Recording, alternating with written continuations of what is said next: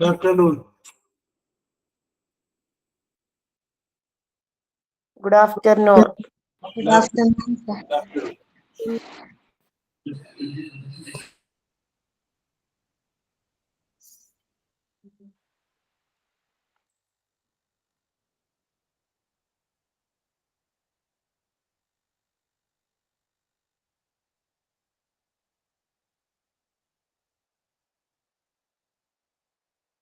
Good afternoon. Good afternoon. Good afternoon.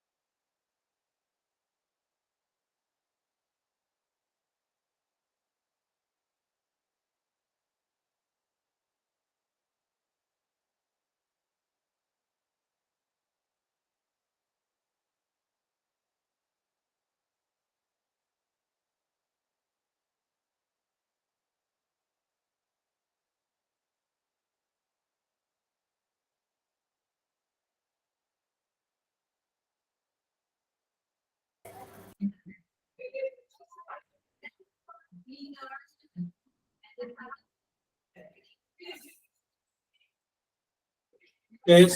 Good afternoon, everybody. Good afternoon, sir. Good afternoon. Okay. എവിടം വരെ teacher എടുത്ത് നിർത്തിയേക്കുന്നത്? Verb വരെ. വെർബിന്റെ Adjective വരെ. Verb തുടങ്ങി വെച്ചിരിക്കുക. ഓക്സിലറി വെർബിന്റെ ക്ലാസിഫിക്കേഷൻ. വെർബിന്റെ ക്ലാസിഫിക്കേഷൻ എന്ന് പറഞ്ഞേ എന്താണ് ഉദ്ദേശിച്ചത്? വെർബിന്റെ ക്ലാസിഫിക്കേഷൻ അല്ല, അത് മെയിൻ ആയിട്ട് 2 ക്ലാസിഫിക്കേഷൻ ഉണ്ട്. ഓക്സിലറി വെർബിനെ പ്രൈമറി എന്നും മോഡൽ എന്നും. അത് ഫുൾ കംപ്ലീറ്റ് ആയിട്ട് പറഞ്ഞില്ല. ഓക്കെ. പിന്നെ ടെൻസുമായി ബന്ധപ്പെട്ട എന്തെങ്കിലും പറഞ്ഞിട്ടുണ്ട്? ടെൻസുമായി ബന്ധപ്പെട്ട ഓക്കെ. അപ്പൊ നമുക്ക് ടെൻസുമായി ബന്ധപ്പെട്ട കാര്യങ്ങൾ വെച്ച് നമുക്ക് സ്റ്റാർട്ട് ചെയ്യാം. അത് കഴിഞ്ഞതിന് ശേഷം നമുക്ക് ഇടപെട്ട് വരാം. ഇതാരും റെസ്പോണ്ട് ചെയ്ത് തുടങ്ങാം. ഓക്കെ സെറ്റ് അല്ലേ? Okay set. ശരി. അപ്പൊ ഞാൻ എന്നൊന്ന് പരിചയപ്പെടുത്താം. My name is job, JOB.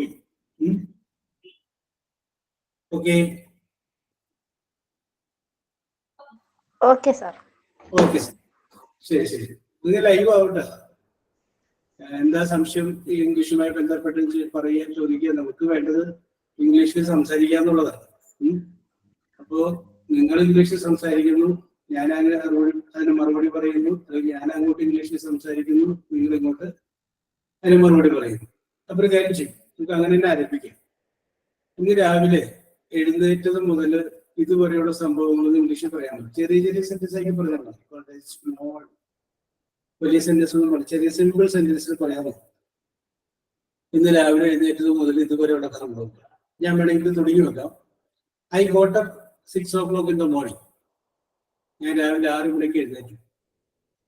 Then I went to kitchen. I drank a cup of tea.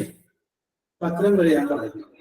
അവിടെ നിന്ന് ബാക്കി സംഭവിച്ചത് തന്നെ പറയണമെന്നില്ല, നമുക്ക് ഇംഗ്ലീഷ് സെന്റൻസ് കിട്ടിയാൽ പറഞ്ഞു. തെറ്റിയാലും കുഴപ്പമൊന്നും കേട്ടോ, ധൈര്യമായിട്ട് പറഞ്ഞു. I had my breakfast. Very good. I had my breakfast. അടുത്തത് I had my breakfast. ഞാൻ ബ്രേക്ക്ഫാസ്റ്റ് കഴിച്ചു. പിന്നെ I am studying. I studied. I am studying. ഒന്നും പറഞ്ഞിട്ടില്ല. I am studying. I am studying. I am studying എന്ന് പറയുമ്പോൾ അതിനകത്ത് ചെറിയൊരു പ്രശ്നം കൂടി ഉണ്ട്. കുഴപ്പമൊന്നുമില്ല. ഞാൻ ഇപ്പോഴും പഠിച്ചുകൊണ്ടിരിക്കുന്നത്. അപ്പൊ പ്രസന്റ് കണ്ടിന്യൂസിലാണ് പറഞ്ഞിരിക്കുന്നത്. ഐ സ്റ്റഡീഡ് എന്ന് പറഞ്ഞാൽ ഐ സ്റ്റഡീഡ്, ഞാൻ പഠിച്ചു. I studied for some time, അല്ലെങ്കിൽ ഐ സ്റ്റഡീഡ് ഫോർ 1 hour, അല്ലെങ്കിൽ half an hour. Okay, I studied for 1 hour എന്ന് ഹാഫ് ആൻ അവർ എന്ന് പറയും. ഓക്കെ, അടുത്തത് തെറ്റിയാലും കുഴപ്പമില്ല. I go to my work. I go to my work. Okay, ശരിയാണ്. I go to my work. പിന്നെ I go to my work, അത് ശരിയാണ്.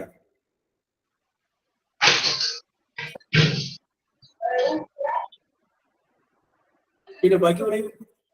I prepared my lunch. I prepared my lunch. Okay, I prepared my lunch correct ആണ്. I prepared. Okay okay okay, അത് correct ആണ്. ഇനി I served the lunch to everyone. I served the lunch to everyone. I served the lunch to everyone. That is also correct. I cooked meals for the children to take to school. Okay, okay, okay. That is also correct.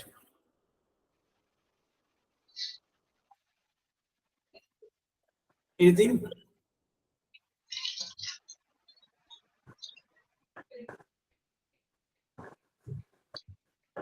Yeah, I do that. Before entering the class, online class, I had my lunch. Before entering the online class, I had my lunch. Okay. I took my lunch. Okay.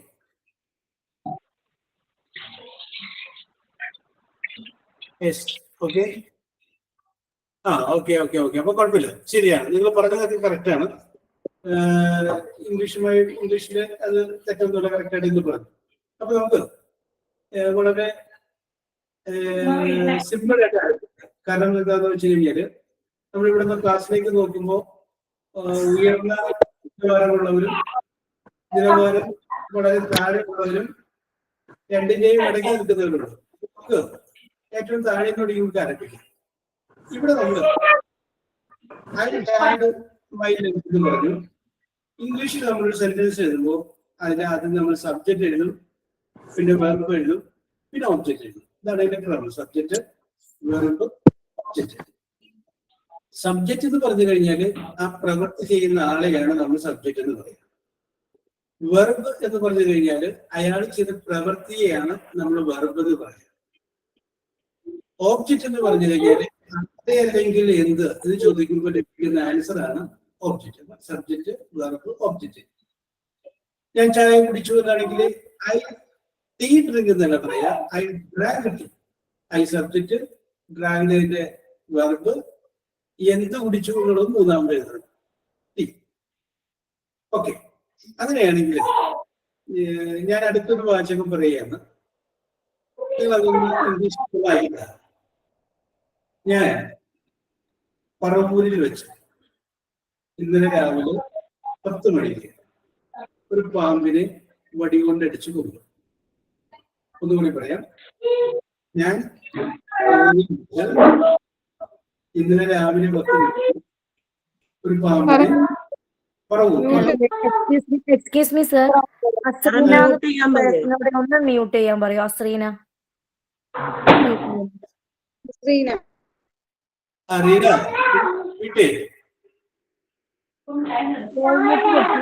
ഒന്നും clear ആവണില്ല. ഒന്നും പറയാൻ അത് ഞാൻ ഓൾമോട്ട് അടിക്കട്ടെ. Sir all mute ചെയ്യൂ. Sir, all mute ചെയ്തു, അതാ നല്ലത്.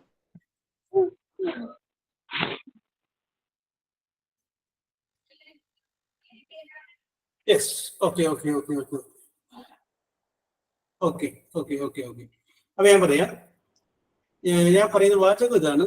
ഞാൻ ഇന്നലെ രാവിലെ 10 മണിക്ക് പറവൂരിൽ വെച്ച് ഒരു പാമ്പിനെ വടി കൊണ്ടടിച്ചു കൊന്നു. ഞാൻ ഇന്നലെ രാവിലെ 10 മണിക്ക് പറവൂരിൽ വെച്ച് ഒരു പാമ്പിനെ വടി കൊണ്ട് അടിച്ചു കൊന്നു. നിങ്ങൾ അതിന്റെ ഒരു ഇംഗ്ലീഷിലോട്ട് അത് ട്രാൻസ്ലേറ്റ് ചെയ്തു. തെറ്റിയാലും കുഴപ്പമൊന്നുമില്ല, ഇത് ചെയ്ത് നോക്കുക. ഇംഗ്ലീഷിലേക്ക് ട്രാൻസ്ലേറ്റ് ചെയ്യണം.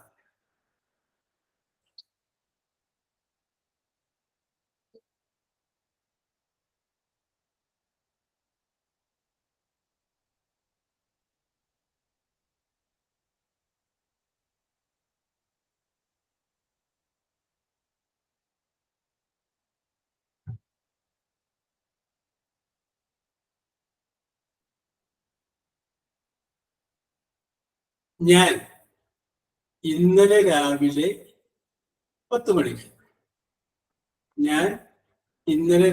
10 മണിക്ക് പറവൂരിൽ വെച്ച് ഒരു പാമ്പിനെ വടി കൊണ്ട് അടിച്ച് കൊന്നു. ഞാൻ ഇന്നലെ രാവിലെ 10 മണിക്ക് പറവൂരിൽ വെച്ച് ഒരു പാമ്പിനെ വടി കൊണ്ട് അടിച്ചു കൊന്നു. യെസ്, എന്താണ് 5 എഴുതിയേക്കണ? Yesterday I hit a snake at Paravur on morning 10 o'clock. അവിടെ നിൽക്കട്ടെ. അടുത്താണ്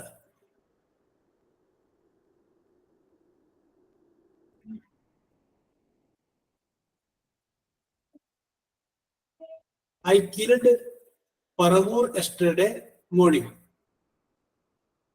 അഭിരാമി എഴുതിയിട്ടുണ്ട്. അടുത്തത്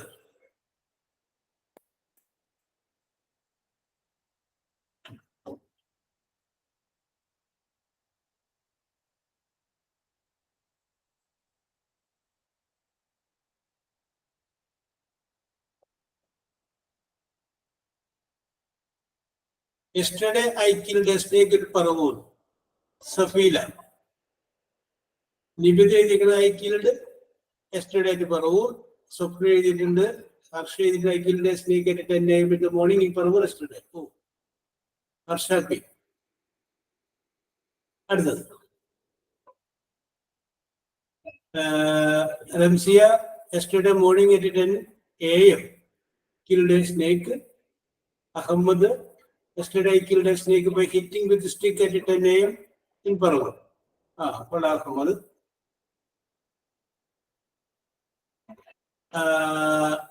ആശ അന്തിയ yesterday morning at 10 AM I killed a snake with a stick. Okay. Dorian yesterday morning I killed Ashwതി. Anjana, Muthu, Sumi, Bindu Rajeev. Okay. Aleena, Ramya. Okay, yesterday killed a snake in Paravur at 10 AM.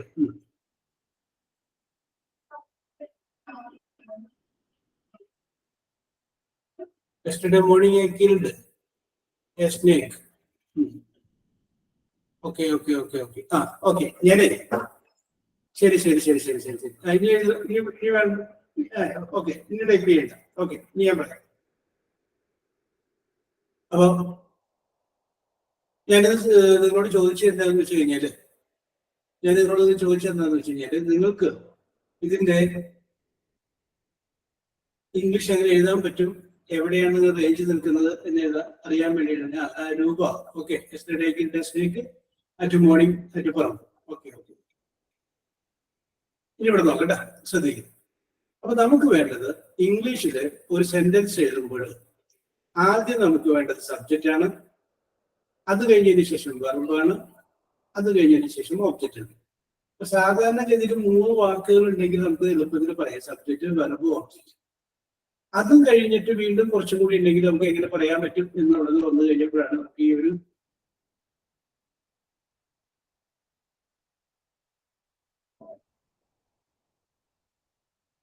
Okay correct ഒരു fluctuation വന്നത്. അപ്പൊ അങ്ങനെ വരുമ്പോൾ നമുക്ക് എങ്ങനെ എഴുതാൻ പറ്റും എന്നുള്ളതാണ്. Okay, Smitha. Okay. I killed a snake with a stick last night at Paravur. Okay. അപ്പൊ ഇംഗ്ലീഷിൽ നമ്മളൊരു വാചകം എഴുതുമ്പോൾ ആദ്യം നമ്മൾ സബ്ജക്റ്റ് എഴുതുന്നു,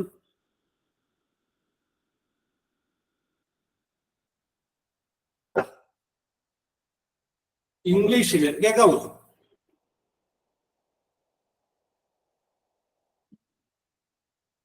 ക്ലിയർ അല്ലേ?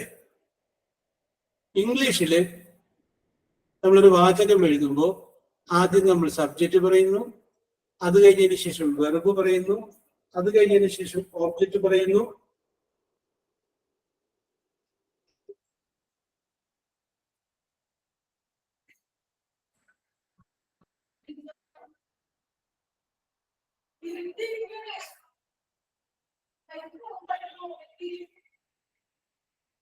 ടെക്നിക്കൽ എന്തോ പ്രോബ്ലം ആണ്. ഒരു മിനിറ്റ്.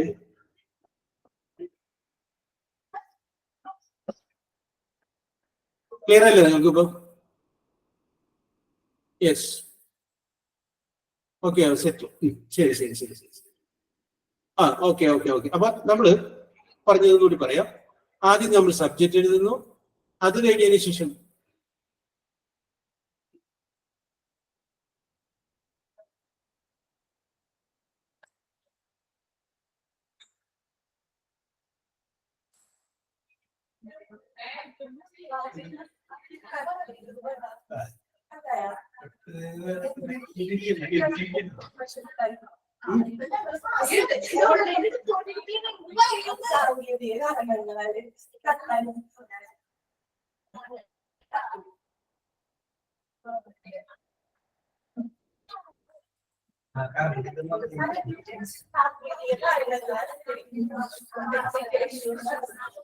ഇത് ടെക്നീഷ്യൻ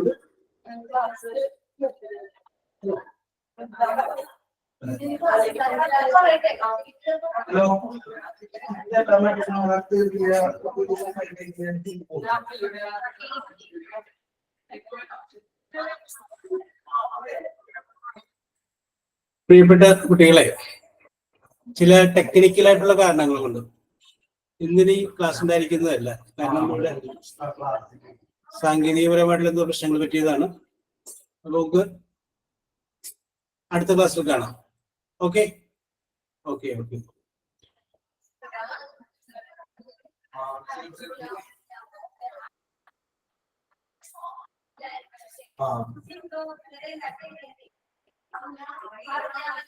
ഇത് ആ കാലത്ത് തുടങ്ങി കണ്ടില്ല.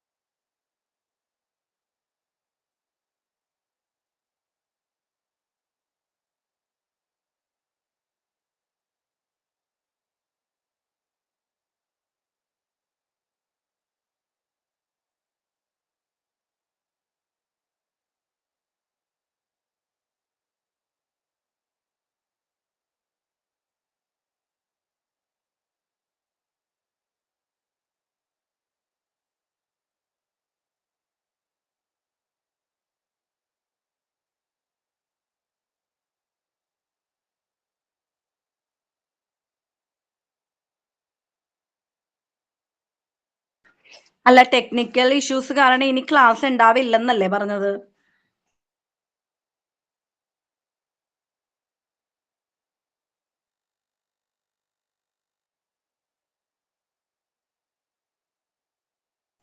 ആരെങ്കിലും ഒന്ന് റിപ്ലൈ തരുമോ? നമ്മള് ലോഗ് ഔട്ട് ചെയ്യണോന്ന് അറിയാനായിരുന്നു.